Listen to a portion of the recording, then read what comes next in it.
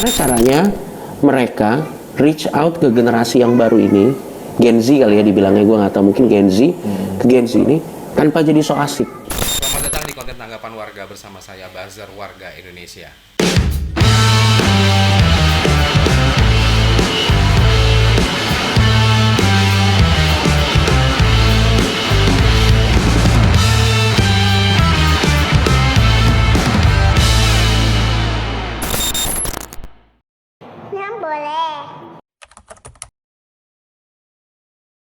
Di pemilu 2024 tercatat sebanyak 204,8 juta penduduk Indonesia terdaftar di KPU menjadi pemilih.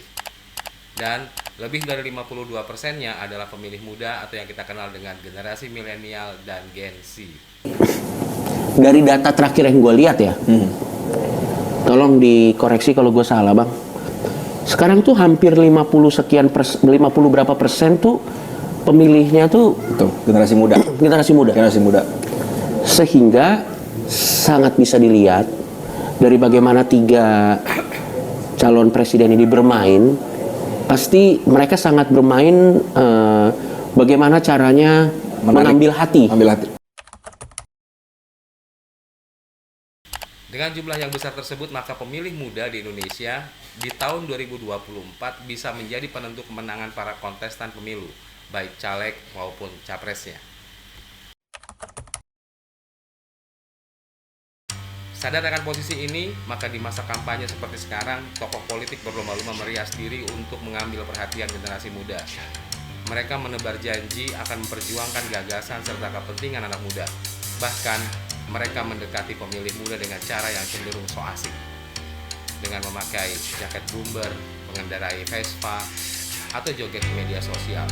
Tapi, apakah itu bisa menjawab persoalan yang dihadapi generasi muda? Gue pengen ngeliat dari 3 orang ini, gimana caranya mereka reach out ke generasi yang baru ini, Gen Z kali ya dibilangnya, gue nggak tahu, mungkin Gen Z, ke Gen Z ini tanpa jadi so asik. Tanpa jadi so asik. Sebagian generasi muda merasa mereka hanya dimanfaatkan untuk mendulang suara, alih-alih dianggap sebagai agen pembangunan dan perubahan sosial. Bahkan, banyak generasi muda yang skeptis atau tidak percaya dengan politik karena kerap menerima janji yang kemudian dilupakan elit politiknya sendiri. Elit politik selama ini belum sepenuhnya mewakili kepentingan generasi muda. Mereka belum berhasil menjawab kebutuhan generasi muda, terutama terkait lapangan kerja. Jika para elit politik saat ini memang memiliki keberpihakan kepada generasi muda, seharusnya mereka paham akan apa yang tengah dihadapi oleh generasi milenial dan Gen Z saat ini. Bahwa mereka menghadapi berbagai tantangan dan perubahan yang kompleks dalam kehidupan mereka. Seperti ketergantungan teknologi, tekanan akademik, perubahan nilai sosial, ketidakpastian ekonomi dan pekerjaan, dan masalah kesehatan mental adalah beberapa contoh dari masalah yang dihadapi oleh mereka. Apakah para elit politik serius memperjuangkan solusinya? Apakah mereka punya agenda konkret terhadap kebutuhan generasi muda kita saat ini? Atau mereka hanya berjuang mendapatkan suaranya saja?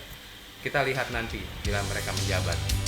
Karena bonus demografi yang kita punya hari ini dengan banyaknya usia produktif bisa menjadi beban demografi bila elit politik tidak sungguh-sungguh memperjuangkan solusi untuk generasi muda Indonesia.